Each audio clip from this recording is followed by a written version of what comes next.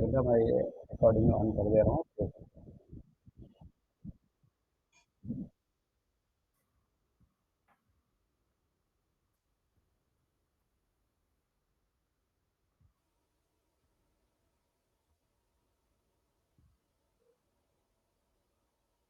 दिख रहे जी? जी सर, जी सर।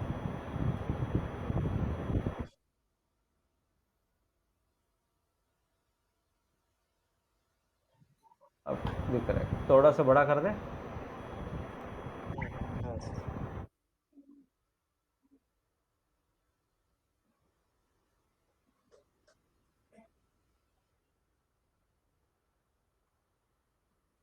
हाँ,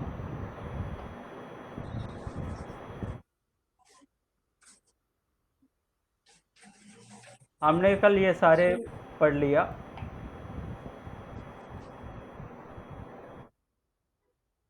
ये दृष्टि निकालना भी आ गया आपका, और राशि दृष्टि निकालना आ गया, है ना?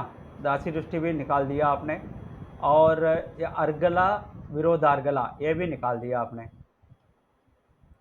जी। है ना? ये सब सबको आ गया ना, इसमें कुछ डाउट नहीं है ना किसी का? अर्गला विरोध अर्गला तक निकाल दिया हमने। इस बेसिस पे हम कुंडली में ये ग्रीन हरा लाल कर दिया।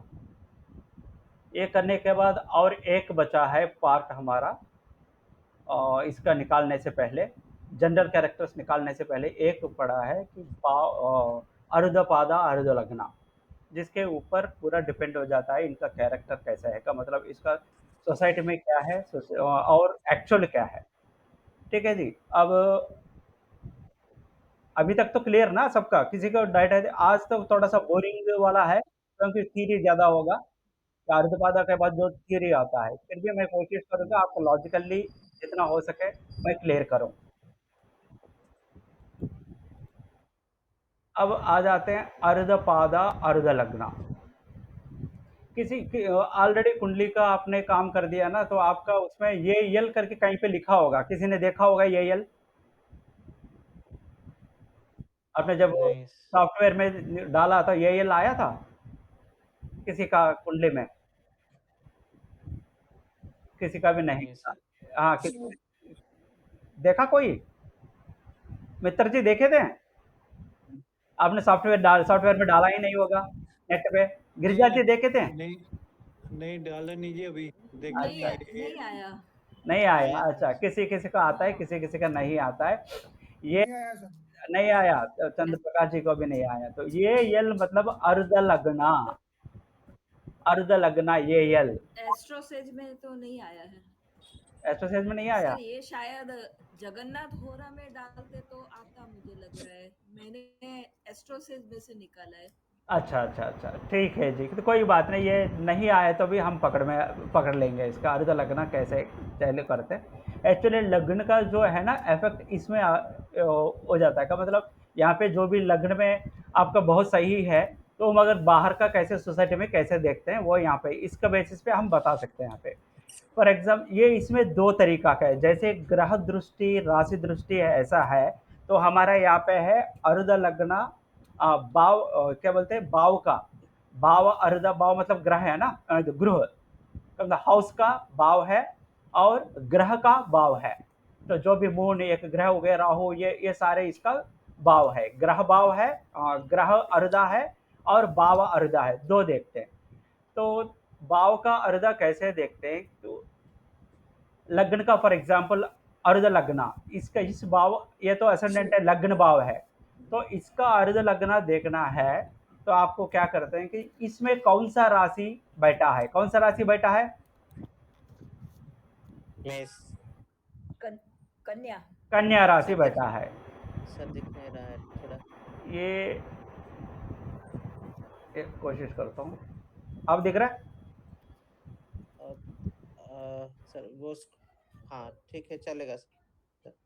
ये थोड़ा सा आप इधर करके ना, ऐसा मोबाइल को ऐसा करके देख लो। अच्छा ठीक है, ठीक है। है तो ये 6 है यहाँ पे, तो कन्या राशि है, लग्न में है ना, कन्या है। तो जी। हम चालू करते हैं यहाँ से गिनना अर्ध लग्न के लिए। यहाँ से चंद्र कहाँ पे है? नहीं नहीं, उसका चंद्र इसका यानी कन्या राशि ना, कन्या राशि का अधिपति कौन है? कन्या राशि का अधिपति कौन है? बुध है। बुध। वो किसका आवाज है? TV TV.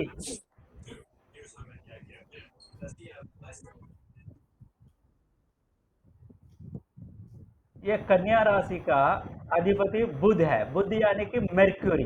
तो कहाँ पे है? यहाँ पे है। मर्क्यूरी 7वें भाव में है। हम भाव का लग्न का अर्धा निकाल रहे हैं अभी।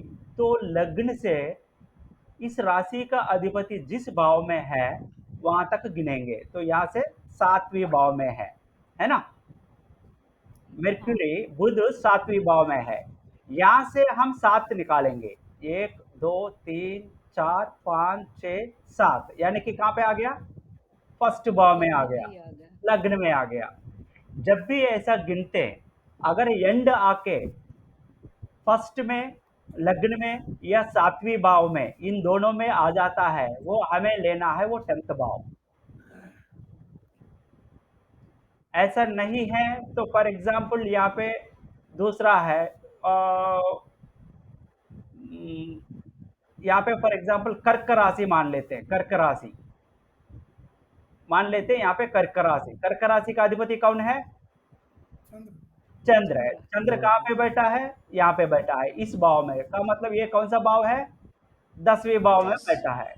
तो यहाँ से 10 हो गया, 10वीं भाव में। यहाँ से 10 गिनना पड़ता है। 1 2 3 4 5 6 7 8 9 10, यहाँ पे आ गया। यहाँ पे भी वही आ गया।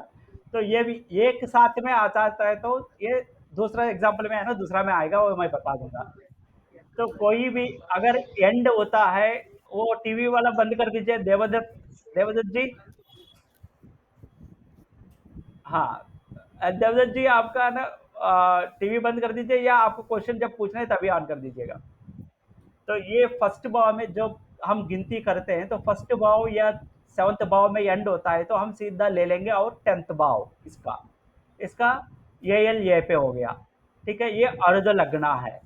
इसी हिसाब से हम कैलकुलेट कर देते हैं। आए समझ में?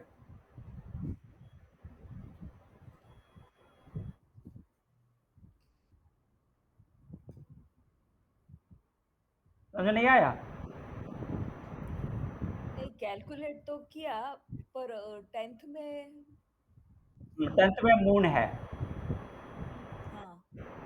मून से अब यहाँ तक तो आ गया ना अर्ध लगना।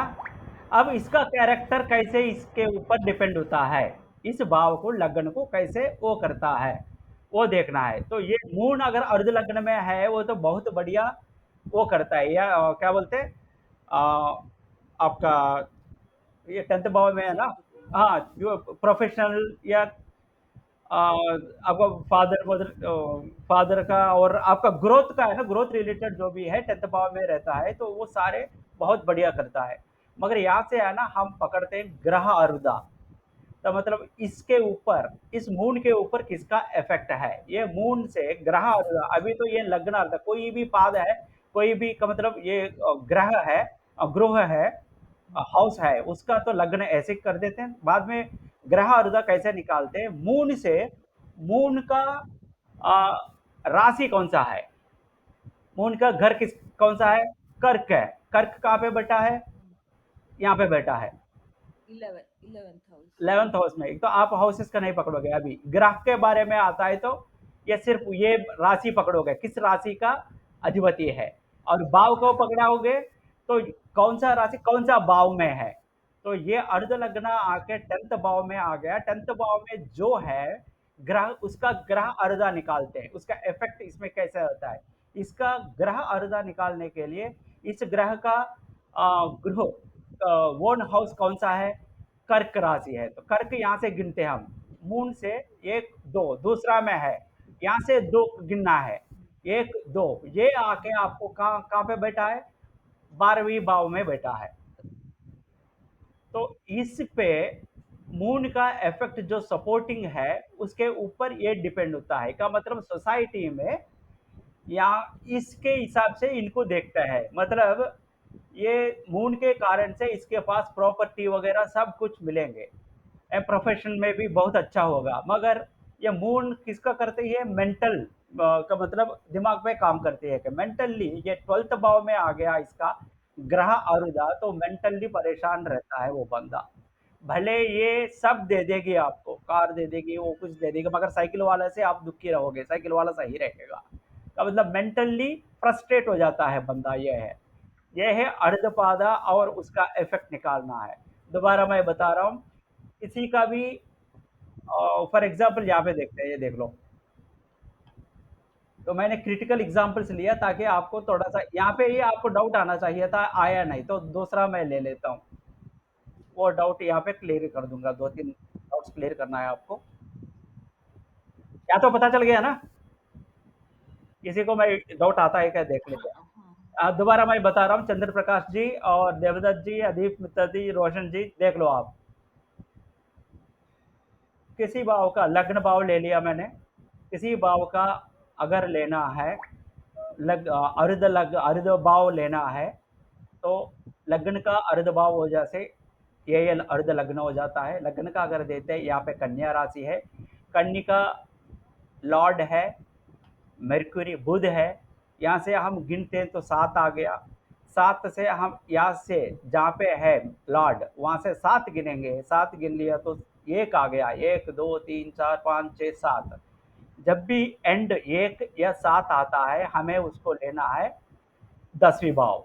तो इसका असेंडेंट का, वृश्चिक राशि असेंडेंट का इस कुंडली में अर्ध लग्न आके 10वीं भाव में बैठा है। 10वीं भाव में जो भी ग्रह बैठता है, वो ग्रह अगर ये इस असेंडेंट का पॉजिटिव है तो बहुत अच्छा रिजल्ट देता है। मगर ये मून 10वीं भाव, आपको 10वीं भाव में क्या होता है, प्रोफेशन और फुलफिलमेंट, सक्सेस, सब कुछ आता है। मून इस जिसमें इसमें है अर्ध भाव में, तो इनका बहुत अच्छा सक्सेस मिलेगा, जितना भी सक्सेस हो। अब यहाँ से सोसाइटी में क्या है, पर्सनली कैसे, मेंटली कैसे रहता है, ये बहुत अच्छा सक्सेस मिलता है। मगर यहाँ ग्रह अर्धा निकालते हैं। ग्रह अर्धा कैसे निकालते हैं? जो ग्रह यहाँ पे बैठा है, उसका वोन हाउस तक, यहाँ से वोन हाउस तक हम गिनती करना है। इसका वोन हाउस है कर्क राशि। कर्क मतलब चौथा, चौथा मतलब यहाँ पे चौथा राशि यहाँ पे है, तो यहाँ से हम गिनती करेंगे 1 2। चौथा राशि यहाँ पे है, 2 है, तो इस भाव से आपको 2 गिनना है, 1 2। वो आके कहाँ पे एंड अप हुआ था? 12वीं। 12वीं तो बहुत खतरनाक एरिया है, जिसका पूरा प्रॉब्लम से बताती रहती है। एक एक भाव का ऑलरेडी आपको पता ही है, तो फिर भी डीपली हम चलते हैं, रिजल्ट जब करना है तो ये भले ही इसको सारे इसमें सक्सेस आ जाए, ये मेंटली स्ट्रेस रहता है बंदा, ये मेंटली हैप्पी बिल्कुल नहीं होता है, ये बताती है। ठीक है, अब फॉर एग्जांपल दूसरा लेते हैं, श्री वाजपेयी जी। ये पीएम वाजपेयी जी का कुंडली बोलते हैं, वो ऐसा ले लिया मैंने। अब इसका इसका अर्ध लग्न कहाँ पे आना है? आपको वहां पे डाउट नहीं आए, यहाँ पे तो आएगा ही आएगा, तो इसलिए ये एग्जाम्पल लिया मैंने। इसमें 8 है। 8 वृश्चिक मतलब वृश्चिक राशि। वृश्चिक राशि है। हाँ, वृश्चिक राशि का अर्ध लग्न कौन सा होगा, बताइए, गिन लीजिए। मंगल वृश्चिक राशि का, वृश्चिक राशि का अधिपति कौन है? कुछ 6th हाउस एक लिखा है। हाँ हाँ हाँ, 6th हाउस, तो वहां से 6 गिन लीजिए। 11th हाउस 11th हाउस में आना चाहिए। आप चंद्र प्रकाश जी, आप बहुत ज्यादा वर्कआउट कर रहे हो, तो बहुत पढ़ लिया है ना आपने? नहीं सर, मेरा क्या पढ़ लिया, मैं तो जो हाँ, बता रहा हूँ। नहीं नहीं, मैंने जो बताया वो नहीं बताया आपने, और कुछ बताए थे। अब वो सही बता रहे हो, वही मैं यहाँ पे एक्सप्लेन करना चाहता हूँ, इसलिए मैंने लाया ये। गिर जाती है आपके हिसाब से, ये आता है मार्च का लेना है, मार्च से हमें यहाँ पे 6 में आता है। मगर एक चीज अभी यहाँ पे क्लियर कर दे रहा हूँ कि वृश्चिक के 2 वो है, मार्स और केतु, 2 अधिपति है। और शनि और राहु, राहु केतु का कोई ये नहीं है ना, ग्रह का अधिपति, आधिपत्य और वन हाउस नहीं है। मगर इस केस में कैसे दिया क्या है लॉजिकली हमें पता नहीं है। वृश्चिक राशि को केतु के साथ, मार्स के साथ केतु शेयर करता है, ये पॉइंट नोट कर दीजिएगा। और ऐसी कुंभ में, कुंभ का कौन है? शनि है। शनि। शनि का राहु भी शेयर करता है, तो इसलिए मैं वहां पे बोला था कि कोई किसी ग्रह का भाव का तो डाउट नहीं आया आपको। दो ये तो बताया नहीं ना अभी तक मैंने, दो हो जाता है करके। ये पॉइंट डालने के लिए ये लिया मैंने, ये देख लीजिएगा। अब मार्स और केतु, मार्स और केतु में किसका वो लेना है? मैंने जब भाव का ये पूछा था, बोला था ऊपर, आपको ये डाउट नहीं आया? यहाँ पे तो कन्या आ गया तो एक ही है, अगर दूसरा आ गया तो दो लॉर्ड होता है। किस लॉर्ड का लेना है हमें? ये किसी ग्रह का है, ग्रह का मून का एक ही घर आया, मून का दो घर दूसरों का ले लिया, सूर्य चंद्र का एक एक घर ही है, दूसरों को ले लिया तो दो घर है, कौन सा घर तक गिनना है? ये डाउट तो आना चाहिए आपको। हाँ, तो इसलिए मैं दो बार एक्सप्लेन कर दिया यहाँ पे, आपको वो आना चाहिए, वो देखते हैं अभी। तो अभी यहाँ पे मार्स और इस राशि को, वृश्चिक राशि को आप मार्स के साथ केतु भी शेयर करता है, ठीक। केतु। और कुंभ राशि में शनि के साथ राहु शेयर करता है। तो ये जब गिनना है हमें, दो लॉर्ड जहाँ पे इन दोनों का ही दो लॉर्ड है, बाकी का दो लॉर्ड नहीं है, एक एक लॉर्ड ही है। तो ये गिनना है तो यहाँ पे है ना, किसका पावर ज्यादा है, केतु या मार्स? इसका पावर, किसका पावर ज्यादा है उसका वहां तक हमें गिनना पड़ेगा। यहाँ पे केतु का पावर ज्यादा है, यहाँ पे, अरे यार यहाँ पे कट हो गया वो, ये वो हमने ऑलरेडी बताया कि इसका डिग्रीज के हिसाब से आप कैलकुलेट करोगे। तो अभी इस केस में इनका यहाँ पे डिग्रीज नहीं है, किसी किसी कुंडली में यहाँ पे ऊपर डिग्रीज लिख लेते हैं। आपने जो लिखा है चंद्र प्रकाश जी, आपका कुंडली में आपने ऊपर डिग्रीज लिखा है, किसी किसी सॉफ्टवेयर में कुंडली में है ना नीचे लिख लेता है ऐसा डिग्रीज कितना है करके। और कारका, हाँ जी, होता है, ऐसा भी होता है, नीचे भी लिखा होता है। हाँ हाँ हाँ, तो इस कुंडली में उसी हिसाब से और भी बहुत सारे है बल देखने के लिए, इसीलिए मैंने यहाँ पे लिखा षड बला, 6 तरीका है। तो बल कौन सा स्ट्रेंथ है बोलने के लिए, ये आगे इसमें पढ़ते हैं, मैंने जस्ट ओवरऑल ऊपर से बताने के लिए यहाँ पे लिखा है। तो इन दोनों में डिग्रीज के हिसाब से मार्स से ज्यादा पावरफुल है केतु। तो असेंडेंट से यहाँ पे वृश्चिक राशि से केतु कितना दूर में है? 1 2, तो केतु से 1 2, तो ये हो गया आपका अर्ध लग्ना, ये एल, ठीक है जी। या इस कुंडली में जीएल भी लिखा है, ये गति लगना बोलते हैं। ये अभी तो हमारा टॉपिक में नहीं है कि आगे जाके कुंडली में जो भी लिखा है, और नीचे लिखा होता है कि एरोस लिखा होता है, ऊपर ऐसा स्टार लिखा होता है, वो सारे एक एक चीज हम देख लेंगे। इसलिए मैं पूछ रहा था कि आपने सॉफ्टवेयर डाला या ऑनलाइन में डाला तो आपको जो भी कुंडली देखते ही आता है वो आप पूछा करिए, ग्रुप में डाल दीजिएगा ये क्या है ये क्या है, तो हम जवाब देंगे। जैसे हमारा टॉपिक चलता रहता है वो सब सब एक एक बता देंगे, इससे पहले भी आपको चाहिए तो आप डाल सकते हो। तो अभी ये अर्ध लग्न हो गया। अब फॉर एग्जाम्पल यहाँ पे जुपिटर चौथा भाव में है, चौथा भाव में जुपिटर है, जुपिटर चौथा भाव में है, तो यहाँ पे भी 10वीं भाव में ये है। यहाँ से अगर हमने 10वीं भाव में मून है तो क्या करेगा, बहुत अच्छा और सक्सेसफुलनेस वगैरह देगा। यहाँ पे पढ़ाई, नॉलेज, सब कुछ, वाहन, सर्वेंट्स वगैरह सब कुछ देगा जुपिटर। जुपिटर से अगर हम देखे जाए, इसका जुपिटर का अगर मुझे पकड़ना है, ग्रह अर्धा देखना है, तो कहाँ पे देखोगे? जुपिटर का क्या है ग्रह, हाउसेस कौन सा है जुपिटर का? 9 एंड 12। 9 एंड 12। अब 12 का लेना है मुझे या 9th का लेना है? अब ये भी एक संदिग्धावस्था आ जाता है, कौन सा लेना है? एक ग्रह का दो ग्रह है, दो हाउसेस है, 9th है और 12th है। जब भी एक ग्रह लेना है जिसमें प्लैनेट्स है, अगर इस केस में तो प्लैनेट्स है ही नहीं तो इसको छोड़ देते हैं, तो इसका स्ट्रेंथ नहीं है। जिसमें प्लैनेट्स है अगर किसी दोनों में प्लैनेट्स है तो उसका स्ट्रेंथ हमने ऑलरेडी बताया, उसी हिसाब से चेक कर लेते हैं। और ये अभी षटबला बताता हूँ, उसी हिसाब से आपको देखना पड़ेगा। ये पूरा नहीं, वो ओवरऑल ऊपर ऊपर से मैं बताऊंगा अभी षटबला के लिए। तो यहाँ पे कोई नहीं है इस केस में, तो इससे 12 से धनुर्मीनाधिपति बृहस्पति, तो धनुषु 9th, इसमें 3 है, तो ये हो जाता है आपका ग्रह अरुदा, जुपिटर का अर्धपादा यहाँ पे हो जाता है। तो यहाँ से हम गिनेंगे 1 2 3 4 5 6 7 8 9 10 11, यहाँ से हमें 11 गिनना है। 1 2 3 4 5 6 7 8 9 10 11, तो ये भी आ गया।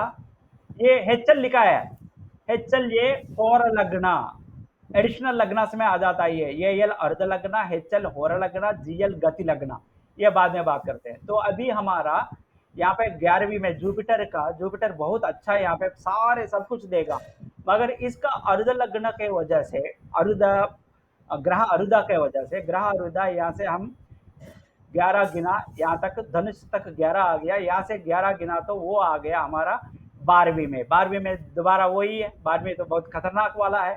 तो मेंटली जितना भी ये सक्सेस वगैरह सब कुछ है, तो मगर ये परेशान रहता है। तो इसी टाइम पे अगर इनका जब अगर देखा जाए, वाजपेयी जी का जुपिटर का जब महादशा चला था, उस टाइम पे उनका पीएम बन गया था उन्होंने, मगर उनको मेजॉरिटी दिखाना पड़ा और बहुत परेशान में थे। वो सारे यहाँ पे दिखाते हैं, ये भले ही ये पीएम हो गए उस टाइम पे, आप अगर याद है तो पीएम भी कैसे बना याद कर लीजिएगा आप। तो वो स्ट्रेंथ दिखाना पड़ा ना उस टाइम पे।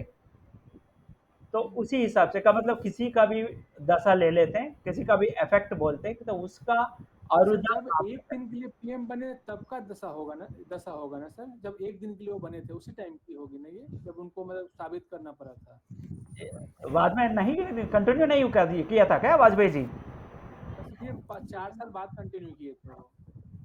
अच्छा, वो कुछ भी है कि मुझे एग्जैक्ट डेट याद नहीं है। मैं ऐसे बोल रहा हूँ कि तो उनका जब भी आया तो वो जुपिटर का दशा में होगा। इनका जुपिटर दशा अगर देख लिया तो आपको पता चल जाएगा। तो वो यहाँ पे हो जाते हैं, मगर वो बहुत परेशान रहते हैं वो कंप्लीट करने के लिए। तो इसके साथ साथ इनका हमने अर्गलास है, तो हमने जो बात कर दिया ना, 2 4 5 7, 2 4 7 11 5, 2 4 11 5, तो वो अर्ध, इनका जैसे अर्ध नहीं, वो अर्गलास कैसे सपोर्ट किया उसी हिसाब से वो कंप्लीट हो जाते हैं। सो ये है अर्ध लगना, अर्ध पादा, ग्रह अर्धा और गृह अर्धा। गृह अर्धा मतलब बाबा अर्धा। आया समझ में ये? जी एक एरिया का, एक हाउस का अर्धा लिखना है, तो उस हाउस में कौन सा, ये आवाज किसका आ रहा है? मेरा ही आ रहा है क्या फैन का? फैन स्पीड कम। जी क्या सर।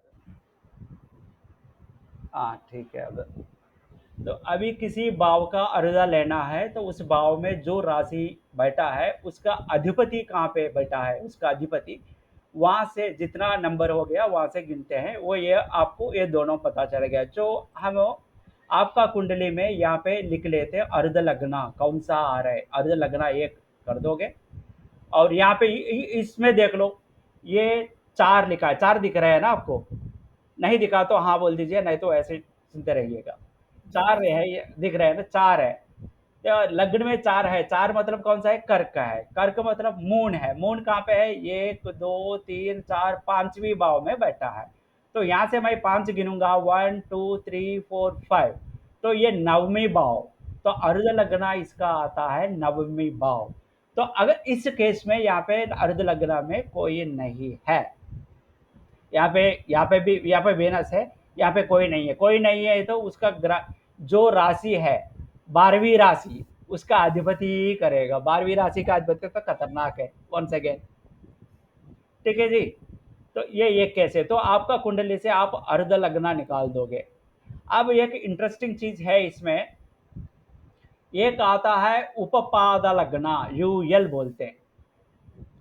उपपाद लगना मतलब 12वीं राशि का ट्वेल्थ भाव का अर्ध लग्ना निकालते, सारे भाव का लग्न का निकाल दे तो अर्ध लग्ना हो गया।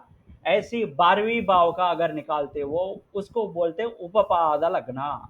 ये क्यों इंटरेस्टिंग है, इसका उपपाद लग्ना, इसके 12वीं भाव में कौन बैठा है? पांचवी है। पांचवी मतलब सिंह राशि है। सिंह राशि में का हेड कौन है? अधिपति सूर्य।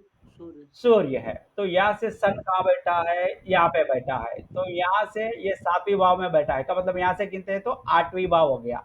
यहाँ से 8 गिनते हैं, 1 2 3 4 5 6 7 8, तो सेकंड भाव आ गया उसका यूएल। यूएल मतलब उपपाद लग्ना। तो ये उपपाद लग्ना आप निकाल सकते हो। इस कुंडली में है ना उपपाद लग्ना मेंशन नहीं किया, यूएल आता है। उपपाद लग्ना याद रखिएगा, 12वीं भाव का अर्ध लग्न अर्धपाद निकाल देते हो, अर्ध निकालते हो, वो उसको बोलते हैं उपपाद लग्ना, 12वीं भाव का, याद रख लीजिएगा। उससे उपपाद लग्न से 8वीं भाव में 1 2, मैंने ऊपर लिखा है, चिंता मत कर दीजिए कि भूलोगे नहीं आप।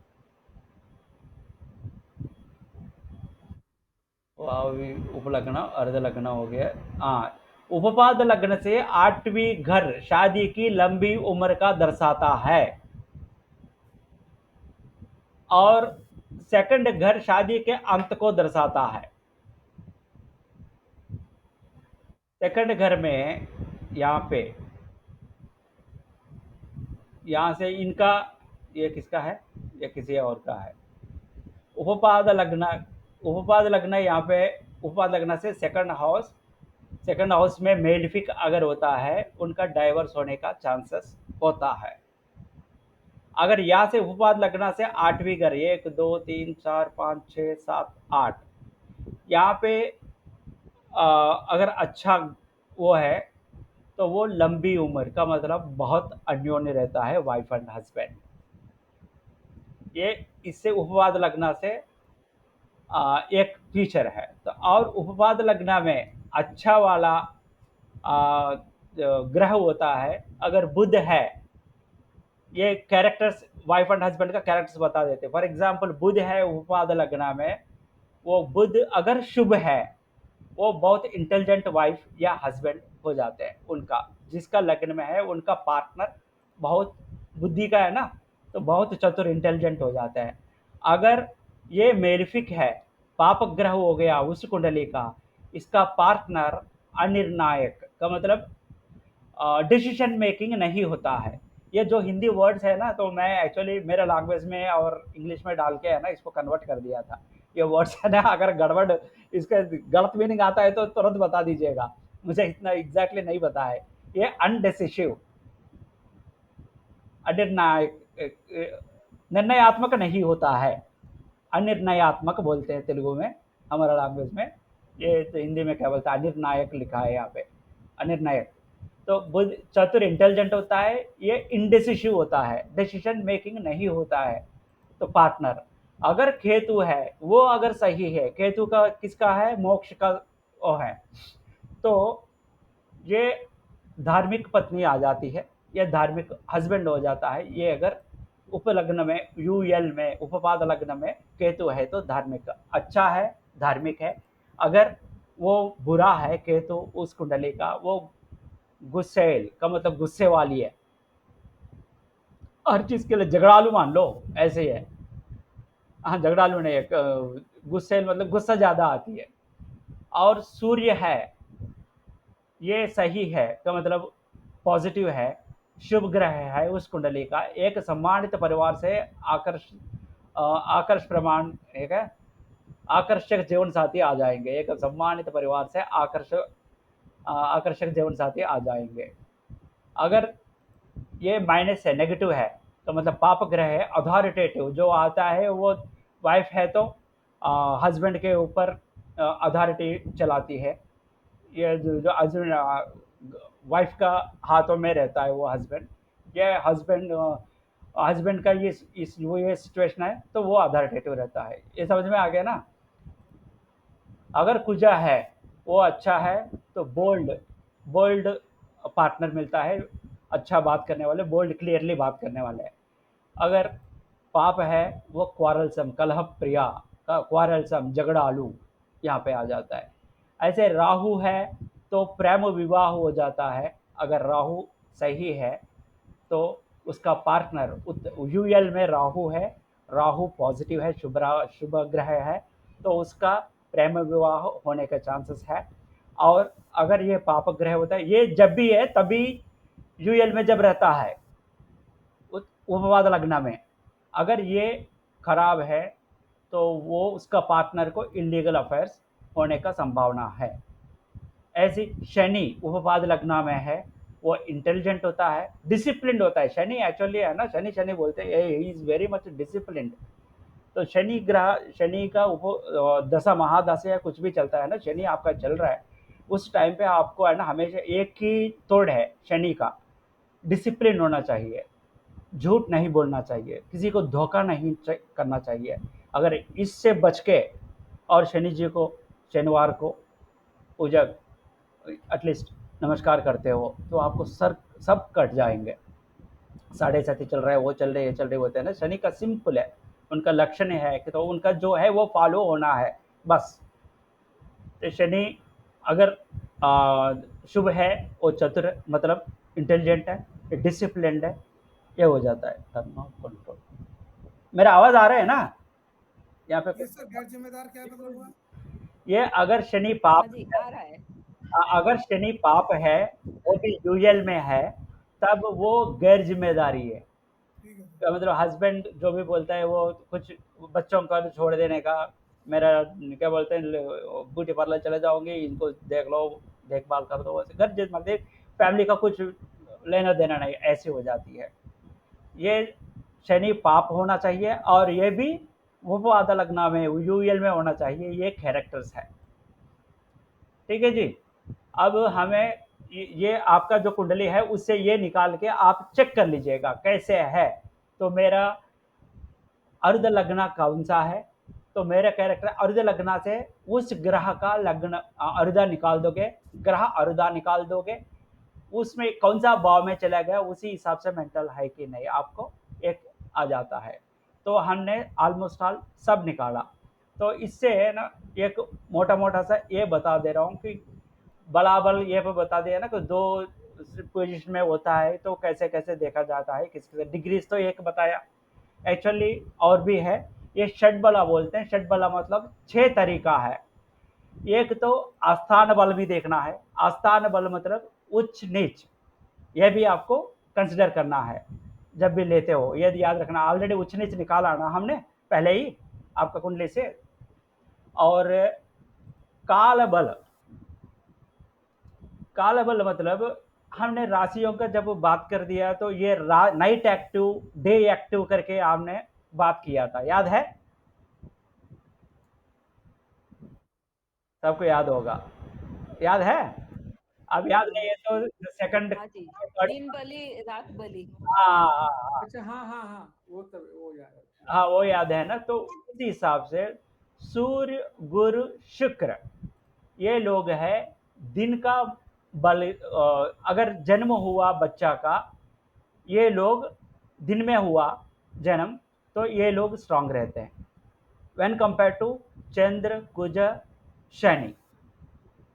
अगर रात में हुआ चंद्र कुज, रात चंद्र तो रात का ही है, चंद्र कुज शनि रात का जन्म हुआ तो वो इन दोनों का जब भी करना पड़ता है बल दिखना पड़ता है, ये भी कंसिडर करना पड़ा है।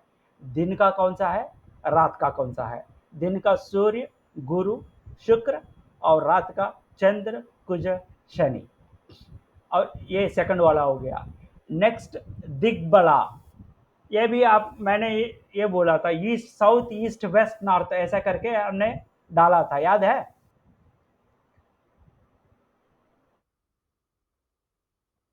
दिग्बला मतलब दिशा बल, कौन सा दिशा में कौन सा है। तो ये भी हमने सेकंड क्लास में बताए थे। मैं सेकंड शीट आपको याद है कि नहीं पता नहीं है, ये देखो भू और रजो दक्षिण, ये राशि के बारे में जब किया ना क्लास 2 में देख लीजिए, मैंने यहाँ पे लिखा पूर्व दक्षिण पश्चिम उत्तर, दिख रहा है यहाँ पे? ये देखो दिशा लिखा मैंने, पूर्व दक्षिण पश्चिम उत्तर। तो मैंने यहाँ पे भी लिखा है ईस्ट वेस्ट साउथ नॉर्थ। ये सन यहाँ से इधर आता है, वेस्ट तक ऐसे घूमता है सन।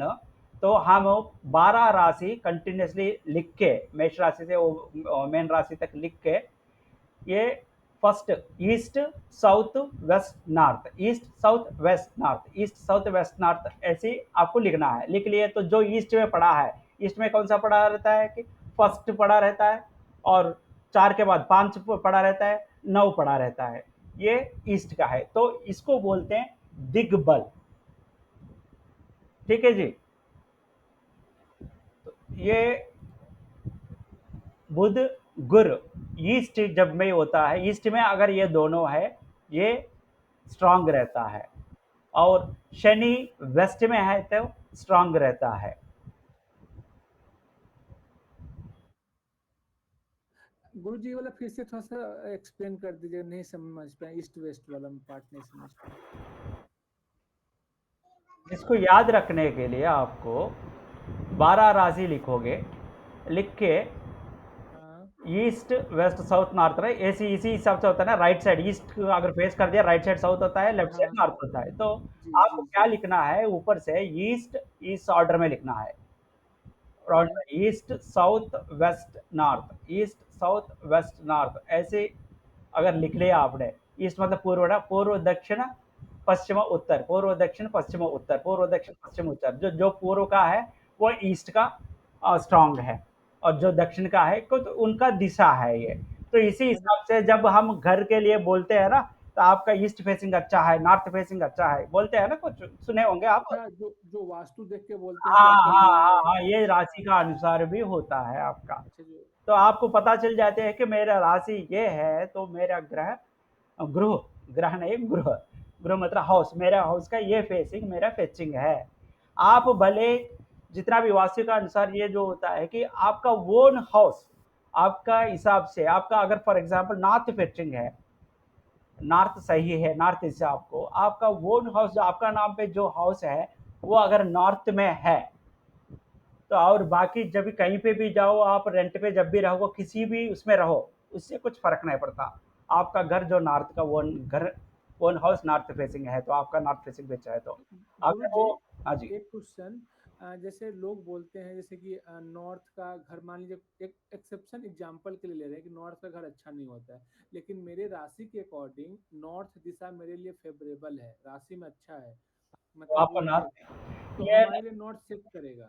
हाँ हाँ, नॉर्थ सेव करेगा। जो जो राशि के हिसाब से ही चलता है कि जो जनरल, इसीलिए मैं बोल रहा हूँ ना, बुक्स जब पढ़ोगे, कोई मित्र जी पूछे थे लास्ट कुछ दिन पहले कि कौन सा सॉफ्टवेयर डाउनलोड करना है, सॉफ्टवेयर बुक्स वगैरह, उस टाइम पे मैंने ये भी बताया, मित्र जी आपको अगर याद आए तो, कि कितना भी वो करो ना, तो आपका कुछ डाउट आता है तो क्लियर करने के लिए कोई ना कोई तो चाहिए, है ना जी। तो ये बुक्स वगैरह है ना, तो आपको एक फंडा पकड़ के, ये सही है पकड़ के वो बता देती है। तो नॉर्थ सही नहीं है ऐसा कुछ नहीं होता है। नथिंग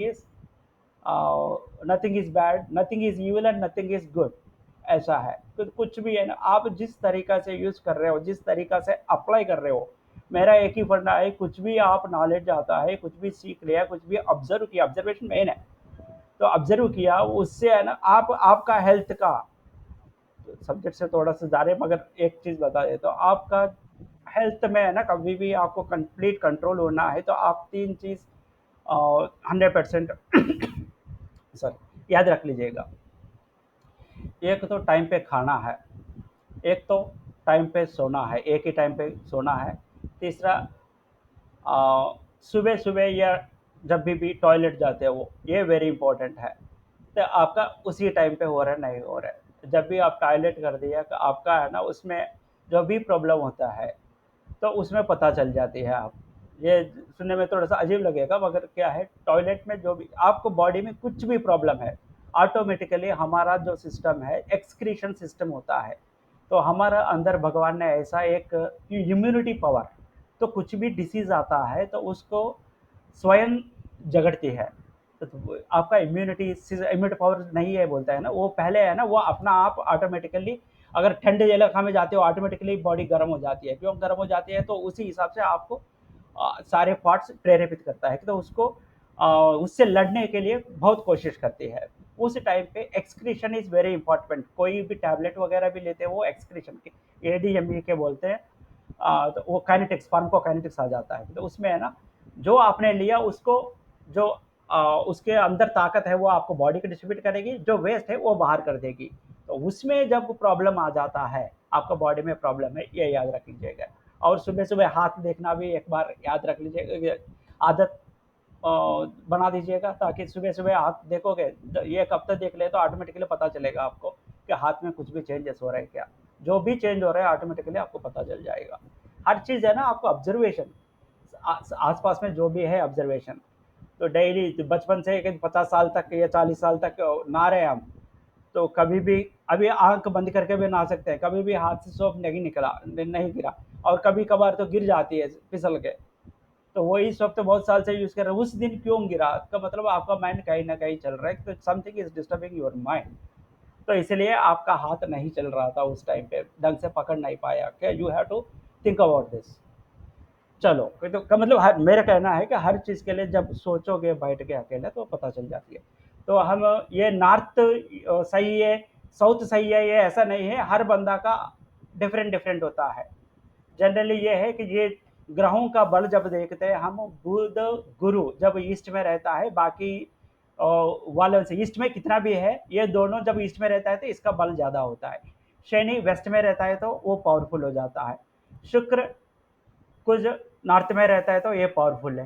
चंद्र शुक्र क्या, सूर्य कुछ यहाँ पे, ये चंद्र शुक्र साउथ में पावरफुल है। और ये है चेस्ट बल।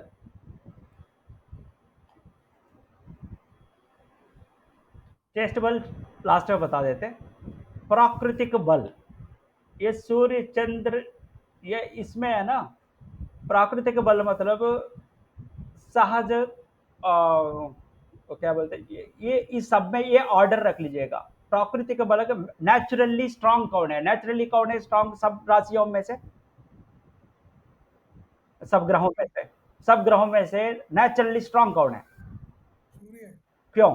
सन सन क्यों ऊर्जा का स्रोत है सर, है? ऊर्जा का स्रोत है,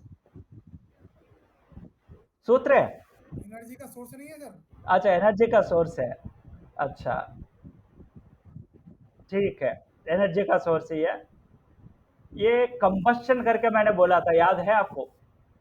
अगर सूर्य का पास जो भी आता है वो सर्टेन डिग्रीज के अंदर आ जाता है तो वो कंबस्ट हो जाता है। आपका कुंडली में किसी किसी ने देखा होगा, अस्त वगैरह लिखा होता है वो है ना, का मतलब सूर्य का आसपास में है, सूर्य के वजह से वो कंबस्ट हो गया। तो सूर्य इज द पावरफुल वन। इसके बाद ये ऑर्डर है, ये याद रख लीजिएगा। सूर्य चंद्र शुक्र गुरु बुध कुछ शनि। जो ये केतु राहु कंबस्ट नहीं होता है, ऑलरेडी छाया है, उनके लिए कुछ है ही नहीं, तो वो कंबस्ट नहीं होता, ये याद रख लीजिएगा। राहु केतु सूर्य के अंदर आता है, सूर्य के पास आ गया तो भी वो कुछ नहीं होता है। बाकी जो भी ग्रह आ जाता है सर्टेन डिग्रीज के अंदर वो कंबस्ट हो जाता है। तो प्राकृतिक नेचुरली अगर देखा जाए इस ऑर्डर में पावरफुल हो जाता है। और यह दृग बल, दृग मतलब दृष्टि, दृष्टि किसका दृष्टि ज्यादा है? दृष्टि बल तो हम ग्रह दृष्टि, राशि दृष्टि हमने देख लिया, ये 5 हो गया। तो चेस्ट बल, चेस्ट बल में है क्या है, आप जब भी कुंडली में देखा एक स्टार लिखा होगा, स्टार किसी ने देख लिया तो वो है ना वक्र मार्ग में, रेट्रोग्रेड ऐसा करके लिखते हैं हिंदी में, इंग्लिश में वक्री ऐसा लिख लेते हैं। का मतलब आप अगर कार में जा रहे हो, आपका साइड से एक कार वेरी फास्ट में जा रहा है, वक्री मतलब ये कि सबका माइंड में आ जाता है कि ये उल्टा चल रहा है करके, ये उल्टा नहीं है दूसरा ग्रहों का। राहु केतु का वक्र हो जाता है, का मतलब उल्टा चलता है वो लोग, राहु केतु। एक एक पॉइंट आ रहे हैं ना, जैसे नया नया पॉइंट आ रहे हैं तो आप माइंड में रख लीजिएगा, ये लिख लीजिएगा। राहु केतु जब उनका जो दिशा होती है वो वक्र दिशा होती है, वक्र मार्ग में चलता है, और बाकी नॉर्मल समार्ग में चलता है। तो मगर वक्री तभी होता है हर ग्रह का। आप कार में जा रहे हो, आपका बगल में से आपका स्पीड से आपसे ज़्यादा स्पीड से एकदम एक पार करती है तो ऑटोमेटिकली आप स्लो कर देते हो, है कि नहीं? सेम इसी तरह गुरुजी वक्री का कंसेप्ट क्या है, एक बार थोड़ा समझा देंगे? मतलब वक्री है क्या, मतलब वही तो मैं बोल रहा हूँ। नहीं मतलब यही मतलब वक्री वक्री का मतलब है सीधा नहीं है। वक्र मतलब उल्टा, सीधा और वक्री मतलब सीधा और उल्टा। सीधा चलो वक्री चलो, सीधा चलो उल्टा चलो, ऐसा है कि यहाँ पे ग्रहों के बारे में आ जाता है। राहु केतु हमेशा वक्र मार्ग में चलता है, वो उल्टा चलता है, ठीक है। राशि दृष्टि जब गिनती किया हमने, राशि दृष्टि तो किसी राशि का आ, आ, ग्रह दृष्टि में किसी ग्रह का दृष्टि करने के लिए हम वहां से सातवीं का वो कर रहे हैं ना। इनके तो ग्रह दृष्टि है ही नहीं है। राशि दृष्टि में जब भी करते हैं, राशि दृष्टि में उस राशि में जिस राशि का दृष्टि निकालने है, उस राशि में अगर वो केतु है उसको उल्टा गिनना पड़ता है। वो चलो तो आगे बोल देते हैं। ये यहाँ पे है ना, वक्री मतलब चेस्ट बल, मतलब वो किस तरीका से चल रहे वो है चेस्ट बल। मतलब वो सीधा चल रहा है, वक्री चल रहा है। वक्री मतलब एक एक सर और इसका में। उदाहरण दूंगा क्या आपको? हाँ जी, एग्जाम्पल बताऊं इसका मैं आपको, बकरी का? हाँ बताइए। एक ट्रेन खड़ी हुई है, एक ट्रेन जा रही तेईस है, तो हमें लगेगा हमारी ट्रेन तो उल्टी चल रही है, क्या आगे आगे भाग रही है वो? हाँ, एग्जाम्पल आप बता रहे हो। मैंने कहा कि कार जब चल रहे, हाँ आपको लगता है इमेजिनेशन, हाँ सही कहा आपने। तो आपको एक्चुअली ये राहु केतु के अलावा कोई भी वक्र में चलता नहीं है, मगर आपको इमेजिनेशन ऐसा आ जाता है कि मेरा स्लो हो गया, उससे कार के बगल में कार वेरी स्पीड में चला गया तो आपका कार स्लो हो गया ऐसा लगता है। वो सिर्फ हेलुसिनेशन, इमेजिनरी स्लो डाउन। तो वो है, आपको वहां पे कुंडली में स्टार लिखा है तो वो वक्री में चल रहे का मतलब उस टाइम पे वो स्लो हो गया। स्लो हो गया मतलब उसका बल कम रहता है, उस टाइम पे उसका बल कम रहता है। जब भी वक्री होती है उसके बाद जब आता है जबरदस्त उसका इफेक्ट लेके आती है। ये याद रख लीजिएगा, वक्री में जो भी ग्रह आ गया उसका पावर रिचार्ज हो जाती है, वक्री से बाहर आ जाती है तो का मतलब शुभ ग्रह वक्री में रहना बहुत शुभ हो जाता है, पाप ग्रह वक्री में रहना बाप बहुत पाप हो जाता है। ये याद रख लीजिएगा फंडा। क्लियर?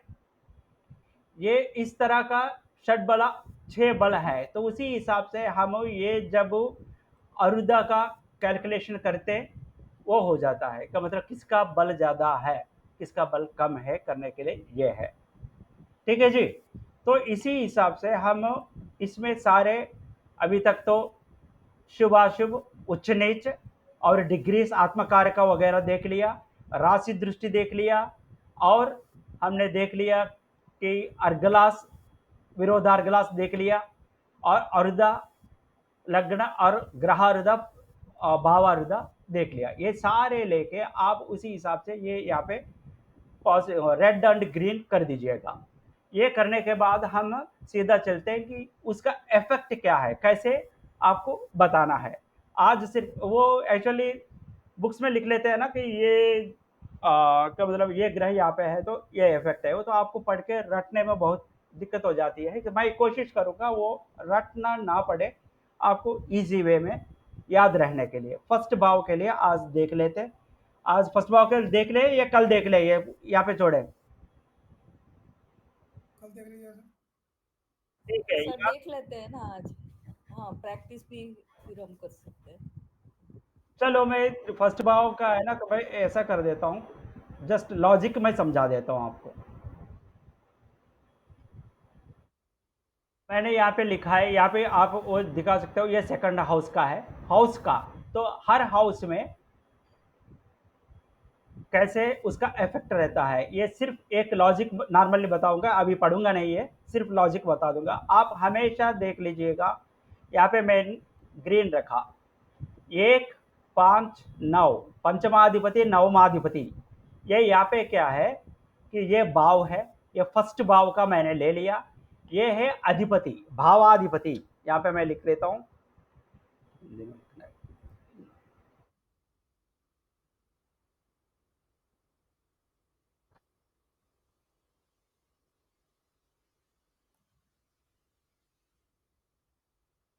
यहाँ पे लिखा भावाधिपति, तो फर्स्ट भावाधिपति, हम बात कर रहे हैं फर्स्ट भाव के लिए। अभी हम सिर्फ बात कर रहे हैं फर्स्ट भाव में कैसे बंदा, ये लोग आते हैं तो क्या क्या इफेक्ट कैसे देते हैं। सिर्फ एक लॉजिक मैं समझा दूंगा, 2-3 पॉइंट है वो देख लीजिएगा और कल प्रैक्टिस कर दीजिएगा। हमेशा यहाँ पे है फर्स्ट भाव किसी का कुंडली में, उनका फर्स्ट भाव, ये राशि नहीं बता रहे हम, भाव का बता रहे हैं। फर्स्ट भाव, पांचवी भाव, नवमी भाव, ये ट्राइन्स है, त्रिकोणाधिपति। इनका अधिपति जो भी है किसी का कुंडली में, वो हमेशा शुभ देगा। ठीक है, शुभ है तो क्या इफेक्ट है अभी बता देते हैं। हमेशा शुभ देगा। 1, 5, 9 में ग्रीन करा मैंने, और 3, 7 और 11, इनका अधिपति किसी का भी कुंडली में, इनका अधिपति आपको हमेशा नष्ट करेगा, पाप रहेगा। ये एक आप फंडा रख लीजिएगा, ये 2 फंडा हो गया। और कैसे क्या करते हैं कि, तो इसीलिए मैंने यहाँ पे लिखा, ये 2 को है ना 2 लाइन में लिखा, एक शुभ है एक पाप है।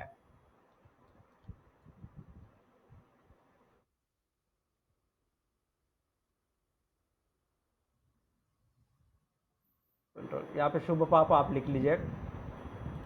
एक लाइन है शुभ है, एक लाइन है पाप का है, कैसे करता है।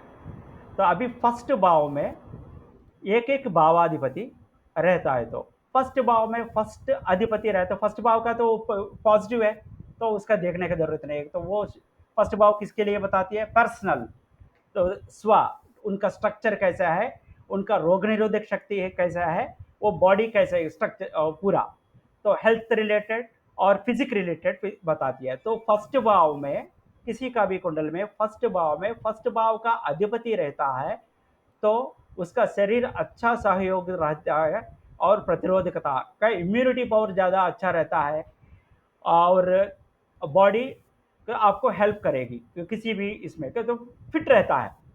अगर यहाँ पे आ गया मैंने सेकंड भावाधिपति, यहाँ पे देख लो, ये है मैं भावाधिपति, सेकंड भावाधिपति, ये हम जब बात कर रहे हैं सिर्फ फर्स्ट भाव के बारे में बात कर रहे हैं। और सेकंड भावाधिपति, सेकंड भाव मतलब आप कौन सा भावाधिपति होगा, कौन होगा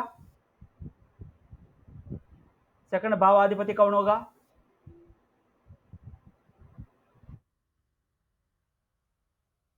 सेकंड भाव कौन है, कौन सा है? गुरु गुरु ने गुरु में चंद्र सेकंड भाव है कौन सा वृषभ, है? वृषभ राशि। वृषभ राशि का अधिपति कौन है? चंद्र, वृषभ राशि का शुक्र है, सॉरी शुक्र सर। है। कोई बात नहीं, मगर यहाँ पे वो नहीं लेना है, मैं ये बता रहा हूँ। या अगर आप ये ले लिया, सब में वही होगा, शुक्र, हर भाव में शुक्र आपको पॉजिटिव नेगेटिव हो जाता है। कि यहाँ पे ऐसा नहीं है, कुंडली का सेकंड भाव में जो है उसका अधिपति फर्स्ट भाव में होता है, ये है। ठीक है, आप ये 1, 2, 3 का, ये इसलिए मैं बार बार बता रहा हूँ, भावाधिपति ये भाव है। किसी का भी कुंडली में फर्स्ट भाव का जो अधिपति फर्स्ट भावाधिपति रहता है, तो यह है। अगर आपने जैसे पकड़ा, हम सोचते हैं ये टायरस है, वृषभ राशि है, इसका अधिपति कौन है? अभी बताया मैंने, शुक्र है। तो शुक्र पॉजिटिव नेगेटिव। थर्ड कौन सा है? मिथुन, थर्ड मिथुन राशि। मिथुन राशि का कौन है? बुध ग्रह है ना। जी मिथुन राशि का अधिपति बुध होता है। मैं अगर यहाँ पे एक ही लिखा तो ये पाप बोला मैंने, हमेशा पाप है। बुध हमेशा पाप होता है, पाप ग्रह होता है? नहीं होता है। लॉजिक समझ लो आप। मैं यहाँ पे बता रहा हूँ किस चीज के लिए जा रहा हूँ। ये जो है वो मेष और वृषभ मिथुन ऐसा नहीं है, ये किसी का भी कुंडली में अगर उस टाइप पे आप टारस पकड़ते हो इसका, उसका अधिपति सोचते हो वो गलत है। ये तीसरा मिथुन उसका अधिपति बुध पकड़ते हो वो गलत है, क्योंकि बुध हमेशा सबके लिए नेगेटिव नहीं होता है, किसी राशि किसी कुंडली में पॉजिटिव वे होता है ना।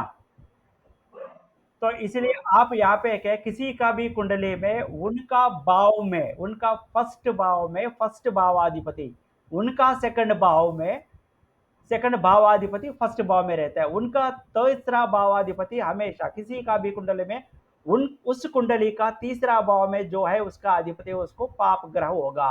ये है बोलना। आया समझ में? अभी किसी का भी नहीं आया तो बता दीजिए कि एक थोड़ा सा टिपिकल है। सर एक एग्जांपल के साथ थोड़ा समझा के दिखा दीजिए, नहीं समझ में आ रहा। वही मैं बता रहा हूँ, ये किसी का भी कुंडली में फर्स्ट भाव है, फर्स्ट भाव फॉर एग्जाम्पल मेष राशि एक ही आ जाते हैं, लग्न में एक है, या ये देखते हैं सेकंड भाव के लिए आ गया, सेकंड भाव में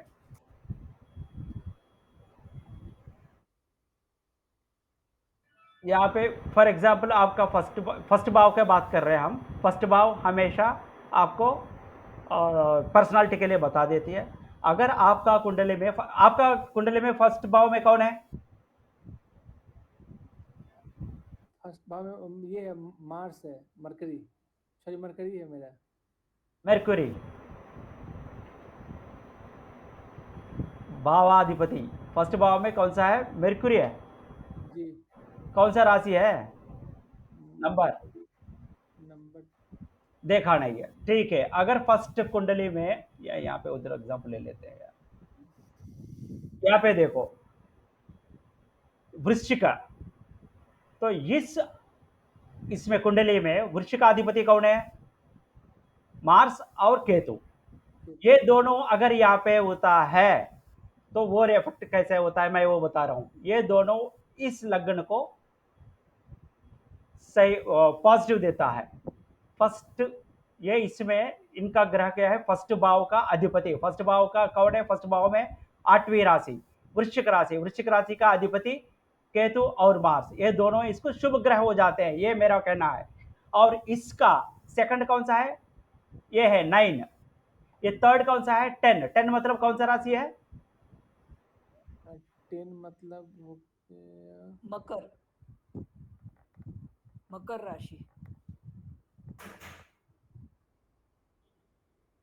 मकर राशि। मकर राशि अधिपति कौन है?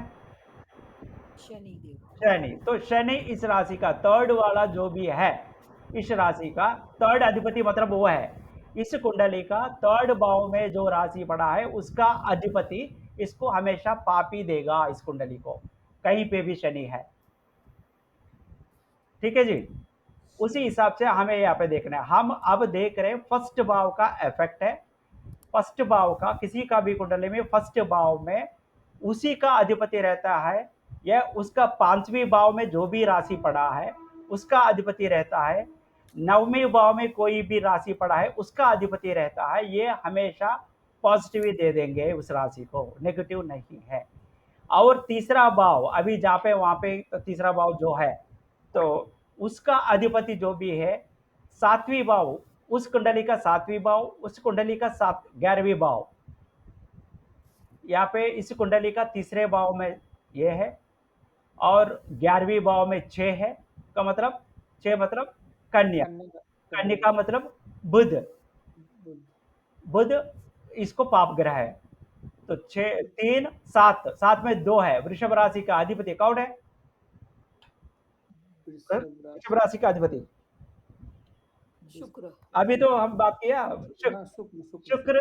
इसका इस भाव का 3 7 कोई भी कुंडली दे दिया तो यहाँ पे देख लो ये नंबर क्या है, 3 7 11 में जो भी है उसका अधिपति सीधा माइनस कर दो, लाल कर दो यहाँ पे। तो आप वो लग्न में जाके आप लास्ट टाइम हमने देख लिया कौन सा लग्न में हुआ उसका देख ले रहे ना। तो ये जैसे जैसे आगे बढ़ रहे हैं तो आपको इजी होता रहा। तो 3 10 3 7 11 में जो भी राशि है उसका अधिपति जो है वो आपको पाप ग्रह है इस कुंडली का। तो फर्स्ट 5 ये 9 त्रिकोणाधिपति, ये 5 ट्राइन्स बोलते हैं त्रिकोणास, ये 1 5 9 ये 3 है, इनका यहाँ पे जो भी है उसका अधिपति इसको पॉजिटिव देता है। तो उसी हिसाब से हमें ये अब क्लियर आ गया होगा, है ना? थोड़ा बहुत क्लियर हो हाँ गया। सर, क्लियर, हाँ क्लियर है। तो किसी कुंडली में फर्स्ट भाव में कोई भी हो तो वो कैसे करते हैं? फर्स्ट भाव में अगर फर्स्ट भाव का ही अधिपति रहा उनका का मतलब यहाँ पे फॉर एग्जाम्पल ये वृश्चिक राशि का अधिपति यहाँ पे मार्स और केतु भी यहीं पे है, वो दोनों पॉजिटिव है, तब उसका फिजिक बहुत अच्छा रहेगा, रोग निरोधक शक्ति बहुत अच्छा रहेगा, इम्यूनिटी पावर बहुत अच्छा रहेगा। इसमें इस भाव में इस कुंडली का दूसरा अधिपति और दूसरा भाव का ये दूसरा भाव का शुक्र है, नहीं इसका तो भाव है। 9 9 मतलब कौन सा है? गुरु, वृषभ राशि, ये 9 मतलब धनु राशि है। धनु राशि, धनु राशि का कौन है? गुरु है, जुपिटर। गुरु इसका पाप भी हो सकता है, शुभ भी हो सकता है, दोनों हो सकता है। वो गुरु यहाँ पे है तो उसका क्या इफेक्ट होता है वो बता रहे हैं हम। इसका थर्ड भाव अधिपति, ये मकर का अधिपति, अच्छा, हाँ मकर का अधिपति भी गुरु है, वो अगर इसमें फर्स्ट भाव में रहता है तो क्या है? अब क्लियर है? रोशन कुमार जी है, क्लियर है। अगर सर फर्स्ट हाउस में 6th राशि कन्या राशि, कन्या राशि का मालिक मरकरी हो गया, हाँ बुध है, हाँ जो बुध है, तो उसका हो जाएगा सेकेंड, थर्ड, फोर्थ, फिफ्थ। अगर यहाँ पे आपको है ना कन्या राशि है का मतलब 5 है, कन्या राशि का 6 हो गया, तो यहाँ पे 7 हो गया, हाँ तो 8 जहाँ पे है, यहाँ पे 30 में 8 है, 8 मतलब वृश्चिक राशि, वृश्चिक राशि का अधिपति कौन है? मार्स और केतु, ये दोनों आपका अशुभ ग्रह है, पाप ग्रह है, है ना? तो उसी हिसाब से आपको देखना है, किसी का भी कुंडली है उसका फिफ्थ, ये यहाँ पे 11 है, इसका भी पॉजिटिव नेगेटिव हो सकता है, ये हमेशा पॉजिटिव है। 12 मीन राशि, मीन राशि का अधिपति कौन है? गुरु है, गुरु, जुपिटर, जुपिटर इसका पॉजिटिव है। यहाँ पे 9th में कौन है?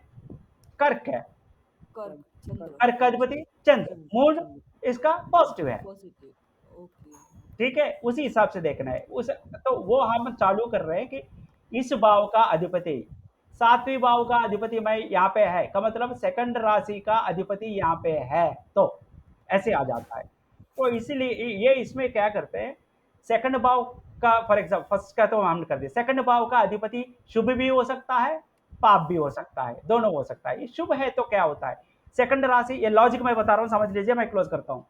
सेकंड राशि का किस किस के लिए बताती है? सेकंड राशि आपका फैमिली, फैमिली, वेल्थ, ठीक है, और आइस, हाँ ये सब कुछ सेकंड इसमें बताए। तो अगर ये शुभ है तो आप वो फर्स्ट भाव में रहा है, ये सेकंड भाव अधिपति है, शुभ है, वो फर्स्ट भाव में रिप्रेजेंट कर रहे हैं, तो फर्स्ट भाव में क्या है, सिर्फ आपको बॉडी के बारे में बता देगा, है ना? ये क्लियरली आपको समझ में नहीं आया तो तुरंत पूछ लीजिएगा, ये बहुत लॉजिकल है और आपको समझना चाहिए।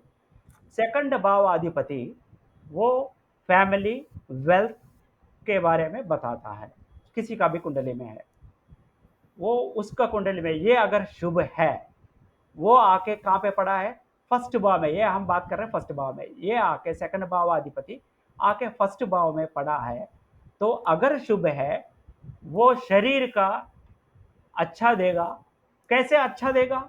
शुभ है तो अच्छा ही देगा, शरीर का बॉडी सही रहेगा, अच्छा जो भी फर्स्ट में है तो वो क्या बॉडी का फिट रहेगा और हेल्थ रहेगा, मगर किस तरीका से आपको रहेगा?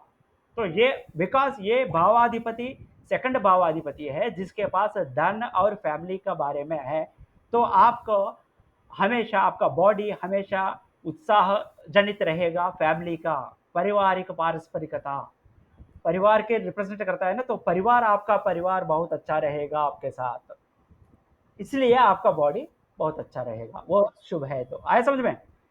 वो वेलफेयर क्या है, वो शुभ है तो सेकंड भावाधिपति शुभ है तो क्या है, उसके पास वैसे बहुत पैसा होता है, तो आपका हेल्थ बहुत अच्छा रहता है।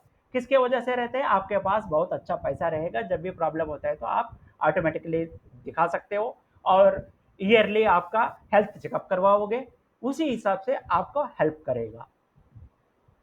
आया? अगर इसी का है ना, ये फोर्थ का देखते हैं। फोर्थ क्या करती है? आपका वाहन, क्या बोलते हैं कि प्रॉपर्टीज, नॉलेज, एजुकेशन, ये सब कुछ बढ़ता है। ये अगर उस कुंडली का फोर्थ भाव रिप्रेजेंट करते हैं, इसका है, वो अगर शुभ है आपको, वो अगर शुभ है, वो फर्स्ट भाव में है, फर्स्ट भाव में जो भी शुभ है, तो आपको हेल्थ पे ही बता देगा। हेल्थ कैसे अच्छा रखेगा? वो आपके पास प्रॉपर्टीज, वाहन, शरीर का आराम मिलेगा, नौकर रहेंगे, नॉलेज रहेगा, बहुत अच्छे लोग आपके पास रहेंगे। वो सारे समृद्धि के वजह से आपका बॉडी, आपका हेल्थ सही रखेगा। आया? ऐसी हमें आ, ये अभी फॉर एग्जांपल, तो एक एक चलते हैं। तो सेकंड का तो आपको पता चल गया, धन संचालन के साथ शारीरिक आराम, शारीरिक सौख्यता मिलेगा, ये अगर शुभ है। तो पारिवारिक पारस्परिकता के साथ, क्योंकि ये फैमिली रिलेटेड है, ये है ना, इसको क्लोज कैसे करते? क्लोज क्लोज नहीं होता ये, इसको ये बनेगा। क्या होता? ये व्हाट्सएप आता रहता है हमेशा, परेशान। चलो जी, कि ये सेकंड है ना, आपका ये क्या करता है कि ये अगर शुभ है, तो वो सेकंड भावाधिपति फैमिली और वेलफेयर के बारे में बताता है। तो वो फर्स्ट में है, वो अच्छा है, फर्स्ट में अच्छा है, तो आपका हेल्थ सही रहेगा। कैसे रखेगा वो? तो फैमिली हमेशा आपका बहुत अन्योन्य सहित रहता है, मतलब पारस्परिकता, ये वर्ड डाला, के साथ स्वास्थ्य रहता है। और आपका ये वॉइस का भी है, वोकल का भी, का मतलब वाक्पटुता, तो उसके वजह से भी बहुत अच्छा रहता है आपका।